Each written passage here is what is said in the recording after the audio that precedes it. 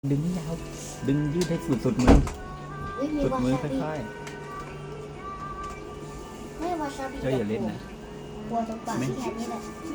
ดึงได้เลยมันไม่ขาดหรอกลูกมันยาว เดี๋ยวชีดหมดตัวนะ อย่ากัดเข้าปากดิดึงให้ยาวสุดก่อนลูก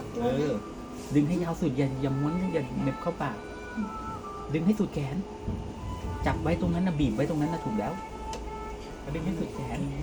อุ้ย ไม่ขาดดึงเลย ขาด ดึง แล้ ให้ วตรงปากพี่แขน เอาเหรอ